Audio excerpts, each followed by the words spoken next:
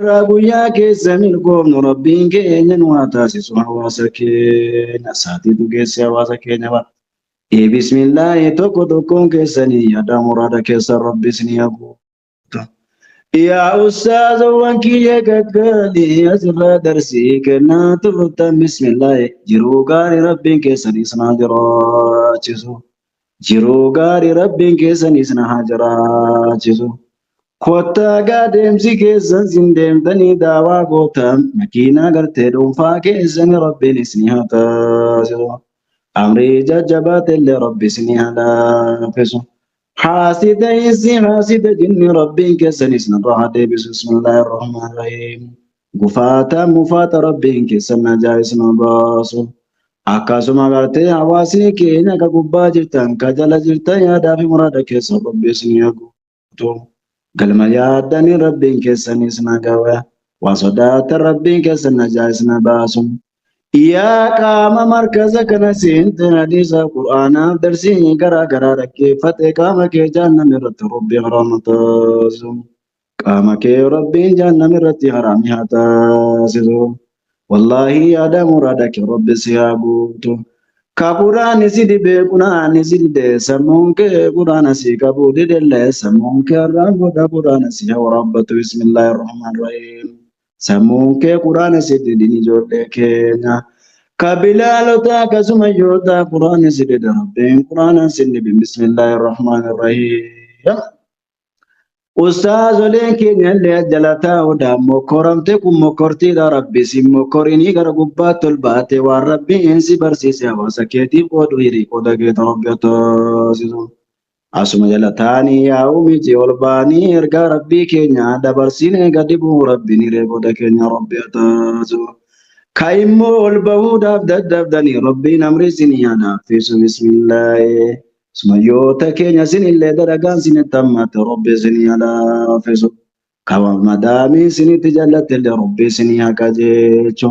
Ka saatii kana keessa nyaataaf dhugaatiidhaan irraa dararamaa jirtu saatii ammarraa rabbi si haa furu. Ka daladdee kaatee danfaqaa kee dhabdallee rabbiin bakka kee rabbi si haa baasu. Ka dalagaa dhabdee biiroo ciisaa jirtullee irra rabbi riskii gaarii rabbi si haa banu. Ka galuu karaarra jirtullee nagaan rabbiin bakkaan si haa ga'u. Ka galtee biyya jirtullee jiruu gaarii jiraachuu markaza kee jabeeffachuu dinga kee jabeeffachuu rabbiin hiree qooda keeta rabbi taasisu. Kottaa ijoollee keenya rabbiif jecha wal jaallatee guyyaa borii gaaddisa isaa dhaabbatu rabbi nu taasisu. Warra harkaa wal qabee diin rabbii bakkaan gahu yaa rabbi nu taasisu. Yaa hawaasa keenya jiruu horattee jiruu kee keessa baatee jirtu rabbiin gartee jiruu keetti si haa deebisu. Ka waajiba keerra fagaattee jirtu rabbitti si haa deebisu. Ka waajiba gartee horachuu barbaaddu waajiba gaarii rabbiin keessitti haa horu. Ka utuu waajiba qabdu ganamaaf galgalli kee goolee ta'e jidduu keessa wal jaalala rabbii jidduu keessa naqaa ijoollee keenya. Ka ganaa horachuu barbaadullee waajiba gaarii rabbiin sitti haa horu. Abu bismillah jiruu gaarii rabbiin isin jiraachisu waajiba gaarii rabbiin isinitti qabu mana gaariidha makiinaa gaarii rabbiin isinitti bitu. Bismillaahi rahmaani rahiim. Abu yaada muraada keessa rabbi isin guutu rabbi isin milkeessu. Milkii booda siitii hongoon hin jiru rabbiin keessan isin milkeessu. Akkasii gaa saatiin deemte saatii afur geesseetti saatii afur irratti goolabama Abu Hafsi Afawwa Safwan dhiifama quraanaan goolabee gadi bu'aa inshallah ta'ala. Mee daqiiqaa lama salaamadhaati Abu Hafsi lakkoofsa afur shanii irra salaamadhaati ofuran buufatin baafatin hin deeminaati. Abu Hafsi bireertuu Abu Hafsi sini mijanne yaalli.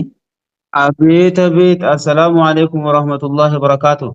آمين جتشوتي رمضان وعليكم أستاذ السلام.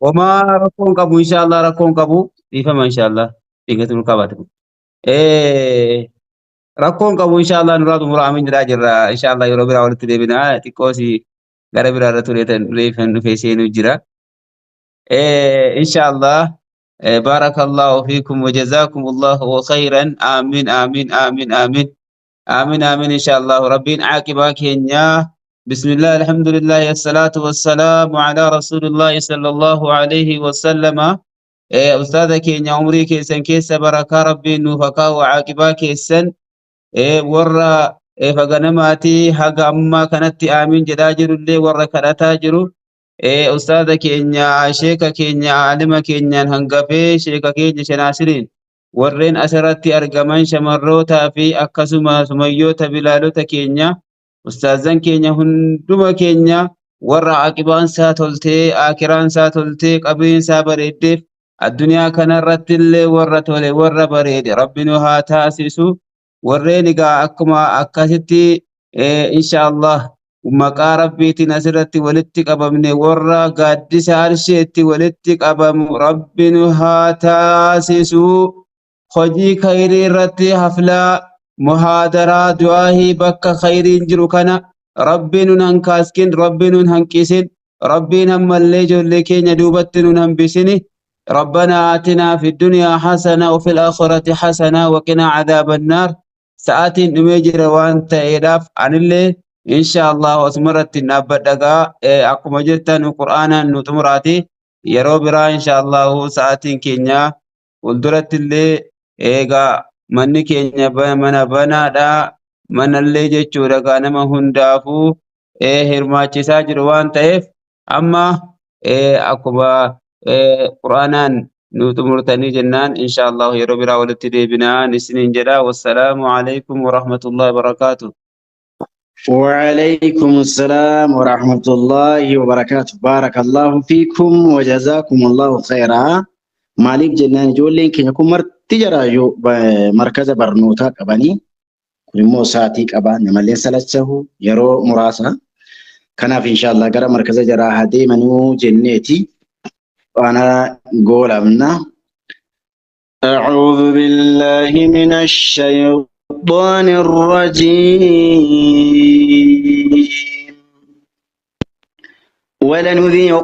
ولنذيقنهم من العذاب الأدنى دون العذاب الأكبر لعلهم يرجعون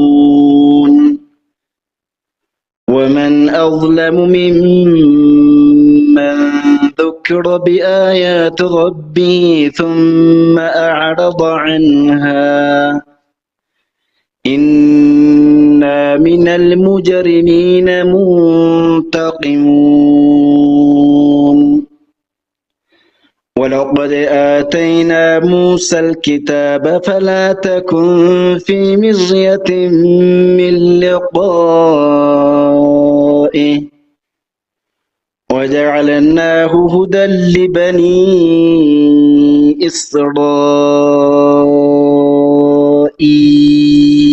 إسرائيل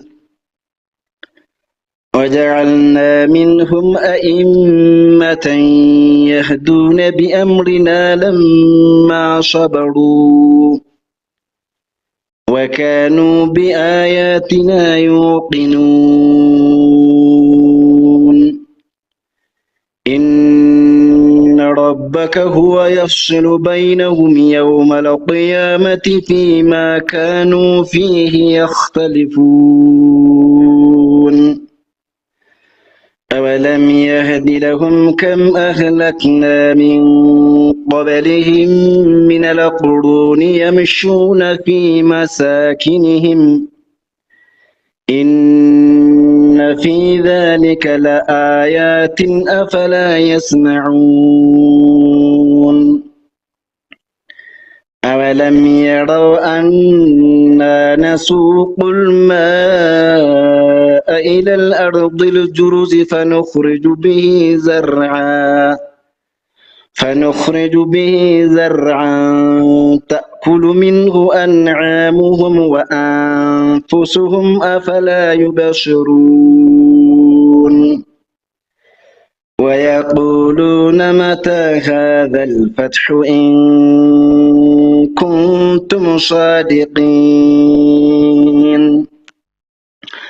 قل يوم الفتح لا ينفع الذين كفروا إيمانهم ولا هم ينظرون فأعرض عنهم وانتظر إنهم منتظرون تفلحون بارك الله فيكم وجزاكم الله خيرا ربي سنين راها جالتو اسم ليها جالتو الفتاة قالتو ما سنين جنة نقا ربي ولتنوها ديبسو بكا خيري ربي نوها والشو وانغاري ربي نوها دبسو سنين جنة أيه يو غرتي شوف هبا مراتو مزدين كل في الركاي أبوم تبريت